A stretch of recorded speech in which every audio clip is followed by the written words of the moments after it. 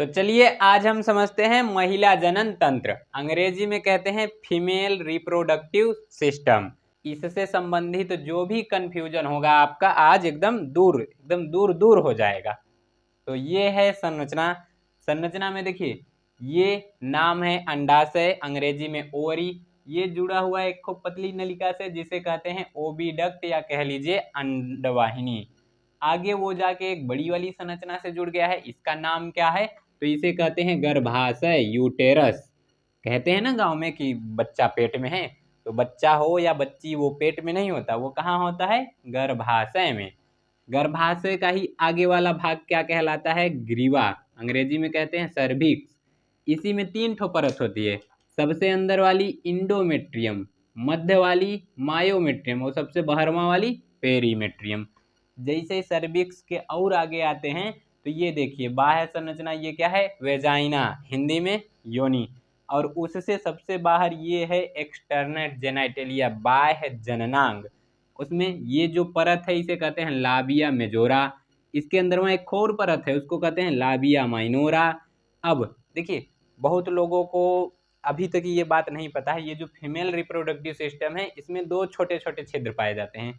ये जो नीचे वाला है इसे कहते हैं वेजाइनल ओपनिंग, यानी ये जो योनि है उसका ये ओपनिंग है। और इसी के ऊपर एक और छिद्र पाया जाता है जिसे कहते हैं यूरेथ्रा, यानी मूत्र मार्ग। और उसी के ऊपर एक छोटी सी संरचना है जिसे कहते हैं क्लाइटोरिस।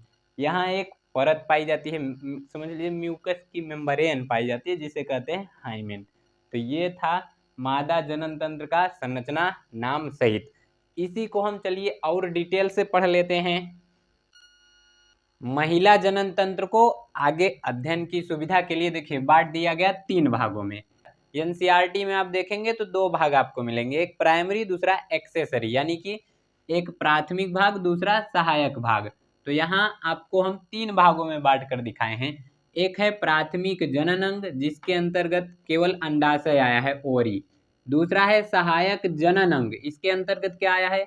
अंडवाहिनी, गर्भाशय, ग्रीवा, वेजाइना और बाह्य जनन।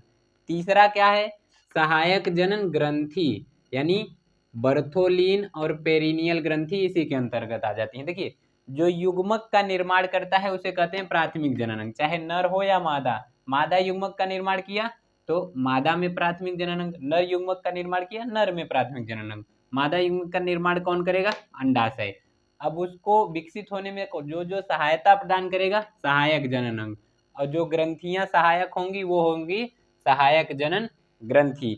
अब इन सब को भी जरा इसका एक स्क्रीनशॉट ले लीजिए, इसको भी हम और डिटेल से पढ़ते हैं, तब से आप लोग स्क्रीनशॉट एक ले लीजिए। यहाँ जो जो बताया जा रहा है आप इसी लागे याद करते हुए चलिए। इन सब का आपको पीडीएफ चाहिए तो टेलीग्राम पर भेज दिया गया है और डिस्क्रिप्शन में भी लिंक है, आप डाउनलोड कर सकते हैं। फिर भी आपको अगर व्हाट्सएप पर मंगवाना चाहते हैं तो यहाँ नंबर दिया गया है, यहाँ से आप किसी भी चैप्टर का बायोलॉजी 12 का आप पीडीएफ मंगवा सकते हैं। तो आइए ओवरी के बारे में देखते हैं। तो ये जो ओवरी है इसकी लंबाई 3 सेमी, चौड़ाई 2 सेमी, मोटाई 1 सेमी, वजन 3 ग्राम। क्लियर? यानी लंबा कितना रहेगा? 3 सेमी लंबा, चौड़ा 2 सेमी, मोटा 1 सेमी, भार कितना रहेगा? 3 ग्राम। संख्या 2 जोड़ी, 2 जोड़ी नहीं 1 जोड़ी यानी कि 2 ठो। और इसकी स्थिति कहाँ रहेगी? तो देखिए ये है गर्भाशय, तो श्रोणि मेखला यानी पेल्विक गिर्डल में गर्भाशय के दोनों तरफ और पीछे की ओर ये इसकी स्थिति होती है। देखिए यहाँ ये जो ओवरी है अंडाशय, इसको गर्भाशय से कौन जोड़ कर रखा है? ओवेरियन लिगामेंट, यानी अंडाशयी स्नायु। और इसी को उदर गुहा से यानी इधरियों चारों तरफ जुड़ा रहता है तो वो जोड़ने का काम करता है मीजोवेरियन, ये नाम आप याद रखिएगा। अब देखिए ये क्या करता है? तो ये मादा अंडाणु का निर्माण करेगा, यानी मादा युग्मक अंडाणु का निर्माण कर देगा। अब जैसे अंडाणु का निर्माण करता है तो ये कहता है यार हम एक ही काम कैसे करें, और तनी राव काम करें। तो ये मादा हार्मोन का भी स्राव करने लगता है। मादा हार्मोन का नाम पूछा जाए तो क्या बताएंगे? प्रोजेस्टेरॉन। तो ये प्रोजेस्टेरॉन और एस्ट्रोजन का स्रावण करता है। और तो साथ में ये भी जानते रहिए एक यहाँ प्रक्रिया है अंडोत्सर्ग, ओवुलेशन। ये क्या होता है? जो अंडाणु है अंडाशय की दीवार को तोड़ ताड़ के बाहरवा निकल जाए, इसी को क्या कहते हैं? ओवुलेशन। यानी अंडाणु का अंडाशय से बाहर निकलने की क्रिया का कहलाएगी ओबुलेशन। तो ये था अंडाशय।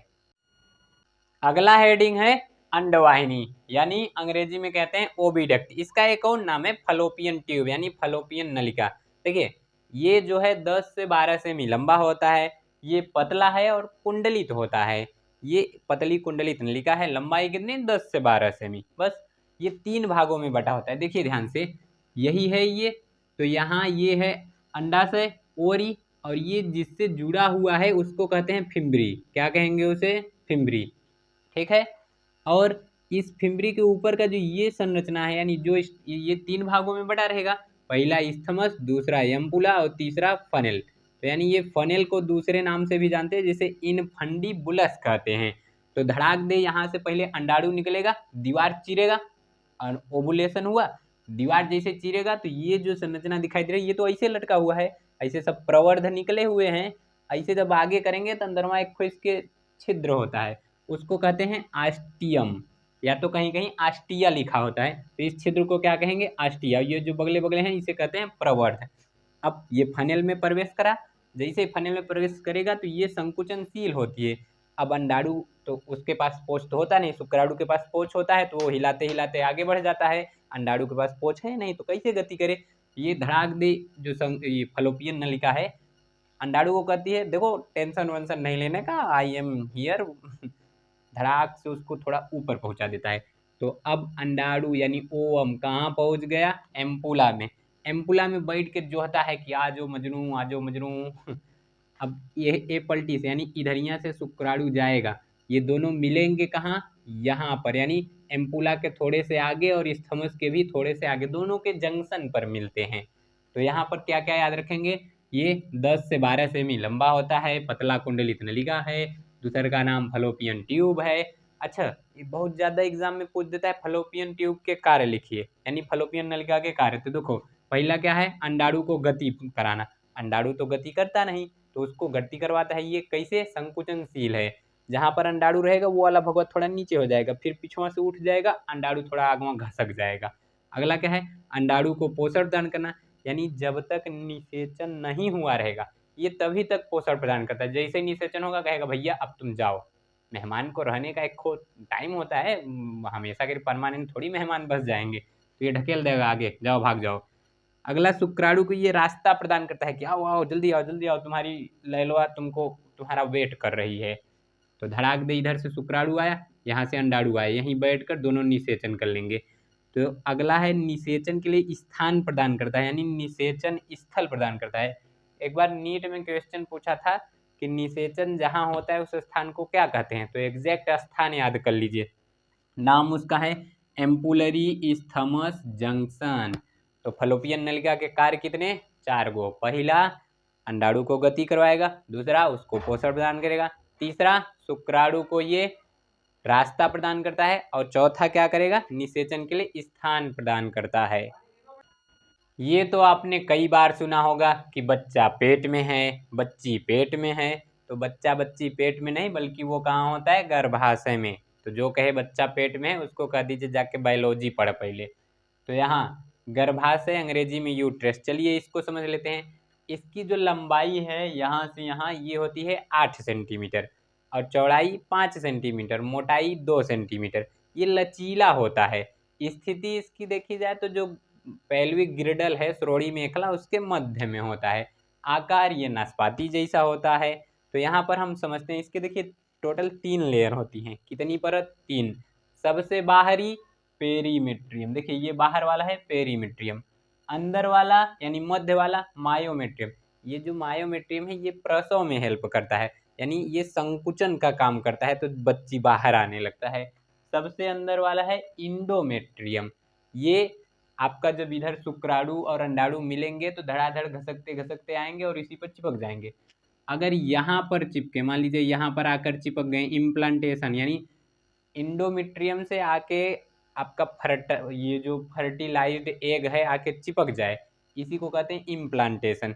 अगर इम्प्लांटेशन इस साइड हुआ तो ये कभी कभी यहाँ से गिर जाता है, जिसको मिसकैरेज कहते हैं कि मिसकैरेज हो गया है। तो जानते रहिए मिसकैरेज कैसे होता है। यहाँ जब चिपका रहेगा तो भार वार ज़्यादा उठाने के लिए मना किया रहेगा, सीढ़ियों पर चलने के लिए मना किए रहेंगे डॉक्टर।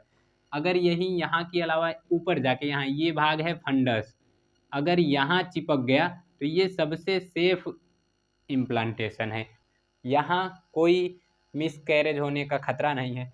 अगर आपका गर्भाशय के अलावा इधरियाँ कहीं पर मान लीजिए जाकर इम्प्लांटेशन हो गया तो उसको कहते हैं एक्टोपिक प्रेगनेंसी, यानी गर्भाशय से बाहर कहीं इम्प्लांटेशन हो जाए तो उसको कहते हैं एक्टोपिक प्रेगनेंसी। यहाँ समझते हैं, देखिए इसमें परतें कितनी, 3। एंडोमेट्रियम आंतरिक परत रहेगी, क्या करेगी तो ये इम्प्लांटेशन करती है। सबसे सेफ इम्प्लांटेशन कहाँ होता है तो ये ऊपर वाले भाग में फंडस में। अगला मध्य वाला है मायोमेट्रियम, तो ये प्रसव में हेल्प करता है, संकुचन यही लचीला है तो इसके लचीले रहने का कारण यही है। लास्ट सबसे बाहरी है पेरीमेट्रियम, यानी बाह्य परत क्या है पेरीमेट्रियम। इसके भाग की बात करें तो 3 भाग हैं। भाग मतलब इसी चीज से भाग वो वाला नहीं, इसके पार्ट कितने हैं तो 3 गो। सबसे ऊपर वाला यानी ऊपरी भाग ये गुंबद जैसा या कह लीजिए त्रिभुजाकार रहेगा, इसको कहते हैं फंडस, यही है ये ऊपर वाला, ये देख रहे हैं ना यही है।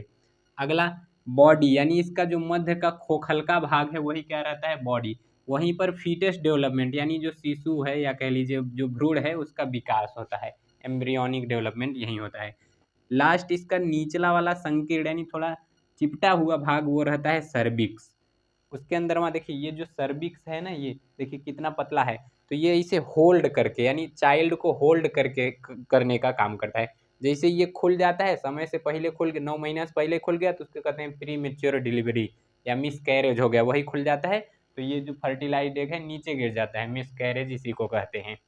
प्री मेच्योर डिलीवरी, ये जितना जबरदस्त होल्ड किया रहेगा शिशु का विकास उतने अच्छे से होगा, जैसे छोड़ देगा तो नीचे शिशु गिर जाएगा, तो उसी को कहते हैं प्री मेच्योर डिलीवरी।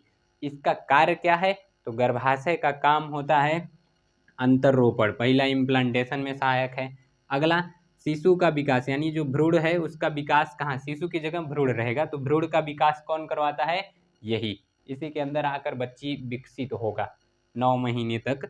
अगला ये मासिक चक्र में भी सहायक होता है, यानी इधर यहाँ जो ये जो अंडाणु है, ये अंडाणु शुक्राणु को जोहता रहता है। अब शुक्राणु इसको धोखा दे दिया, गबई नहीं किया, ये क्या काम करता है, कहता है चलते हैं हम बताते हैं कहाँ है शुक्राणु। तो ये पलटी आता है, देखता है कि अरे नहीं आया है, सोचता है कि दीवारवा से चिपक जाए, जैसे दीवार से चिपकता है तो गर्भाशय कहता है अच्छा तुमको मना किए थे ना, जाओ दीवारवा लेके चले जाओ, तो ये दीवार लेके ब्लड के साथ बाहर आ जाता है, उसी को कहते हैं मासिक धर्म। अंडाशय की दीवारवा तोड़ के बाहर आ जाए ओवुलेशन, और गर्भाशय की दीवारवा से आके चिपक जाए और ब्लड के साथ बाहर निकल जाए एंडोमेट्रियम के साथ, तो इसको कहते हैं मेंस्ट्रुअल साइकिल, मासिक धर्म। तो काम क्या क्या है, अंतरोपण, भ्रूण का विकास और मासिक धर्म में सहायक। ये किसका काम था, गर्भाशय का। इसी का निचला वाला भाग क्या कहलाता है, सर्विक्स। उसके अंदर सर्विक्स, उसके अंदर में खूब पतली सी नलिका है, उसे कहते हैं सर्वाइकल कनाल या फिर सर्विक्स कनाल।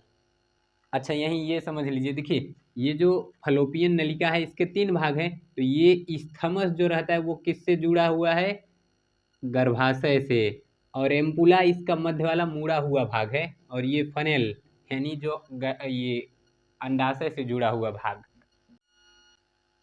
अगला भाग है वेजाइना। देखिए इसकी लंबाई 8 से 10 सेमी होती है। ये खोखली नलिका रूपी संरचना है, ये जो दिखाई दे रहा है ये यही क्या है, वेजाइना। इसे जन्म नाल यानी बर्थ कैनाल भी कहते हैं, क्योंकि जो शिशु का जन्म होता है वो गर्भाशय के बाद जाता है सर्विक्स में और उसके बाद वेजाइना से ही बाहर आता है, यानी जन्म के समय शिशु यानी भ्रूण इसी के रास्ते बाहर निकलता है, इसीलिए इसे जन्म नाल कहते हैं। इसका कार्य क्या होता है तो ये शुक्राणु को अंदर जाने के लिए रास्ता प्रदान करता है। अब आप एक बात जानते रहिए, बहुत से लोगों को लगता है कि यहाँ पर एक ही छिद्र होता है, यहाँ 2 छिद्र होते हैं। ये जो वेजाइना है इसकी ओपनिंग अलग होती है, यहाँ लिखे ना वेजाइनल ओपनिंग, ये अलग है। उसके ऊपर ठीक एक छोटा सा छिद्र पाया जाता है जिसे यूरेथ्रा कहते हैं, इसके सहारे यूरिन बाहर आता है। तो इसके नीचे एक और छिद्र है, उसे क्या कहेंगे, वेजाइनल ओपनिंग। तो वेजाइना का काम क्या है, शुक्राणु को अंदर भेजना। इसके अंदर ये जो है ये खाली खोखली नली है। अगली संरचना है बाह्य जननांग, यानी अंग्रेजी में कहते हैं एक्सटर्नल जेनाइटेलिया या इसी को उल्वा नाम से जानते हैं। देखिए यहाँ पर सबसे बाहर की तरफ 2 मांसल संरचना होती हैं, ये देखिए इसका नाम क्या है? लाबिया मेजोरा, दीर्घ प्रकोष्ठ। ये सबसे बाहरी संरचना बाह्य जननांग की हो गई। ये देखिए दो ठो मतलब मांसल परत की जैसी संरचना है, इसी को क्या कहते हैं? लाबिया मेजोरा। इस लाबिया मेजोरा पर श्वेत ग्रंथियां पाई जाती हैं। यौनावस्था में इसी में छोटे छोटे बाल उग जाते हैं। इसके ऊपर का जो ये भाग होता है ये कहलाता है मोन्स प्यूबिस। क्या कहलाता है? मोन्स प्यूबिस। और मोन्स प्यूबिस में जो छोटे छोटे हेयर होते हैं उसे कहते हैं प्यूबिक हेयर। अब यहाँ देखिए, इसके जैसे नीचे देखेंगे तो एक और दो ठो छोटी मांस वाली संरचना, मतलब दो ठो दो वलय वाली मांसल संरचना है, इसको कहते हैं लाबिया माइनोरा। देखो जो बाहर की तरफ है लाबिया मेजोरा, उसके अंदर जो है लाबिया माइनोरा। यहीं पर एक संरचना देखिए ये दिखाई दे रहा होगा, इसे क्या कहते हैं? क्लाइटोरिस।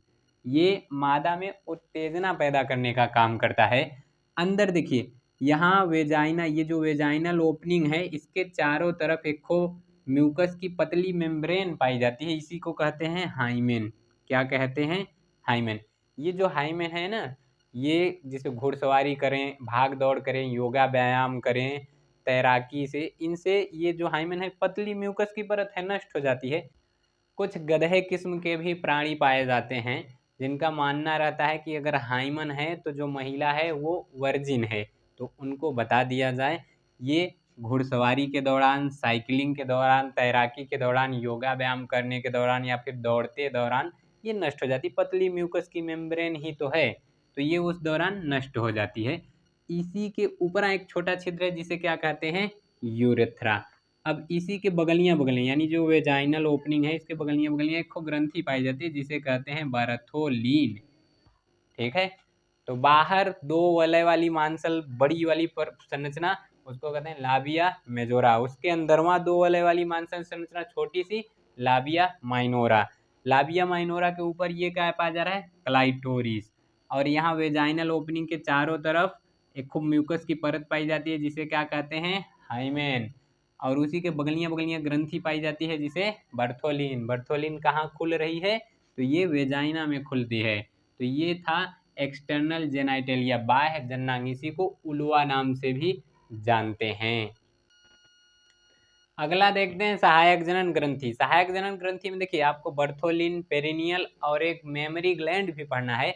मेमरी ग्लैंड आपको यहाँ नहीं बल्कि जब दुग्ध स्राव और प्रसव पढ़ाएंगे वहाँ पढ़ाएंगे। तो यहाँ बर्थोलिन के बारे में जानते रहिए। आकार इसका सेम जैसा होता है, स्थिति लाबिया मेजोरा पर। तो ये कुछ यहाँ इस तरह से ऐसे पाई जाती है, ऐसे यहाँ, यानी ये जो वेजाइनल ओपनिंग है इसी के बगलियां बगलियां ऐसे। और संख्या इसकी तो एक जोड़ी यानी दो ठो, एक इस साइड एक उस साइड। कार्य क्या है? तो क्षारीय स्नेहक का स्रावण करता है जो सेक्स के दौरान नमी बनाए रखता है, यानी आर्द्रित किए रहता है भग की सतह को। आज हमने क्या देखा? Female reproductive system.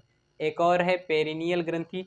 तो ये वेजाइना और एनस के बीच एक ग्रंथि पाई जाती है, उसी को पेरिनियल ग्रंथि कहते हैं। वो उसका कुछ खास कार्य होता नहीं, तो बर्थोलीन ही बस जानते रहिए।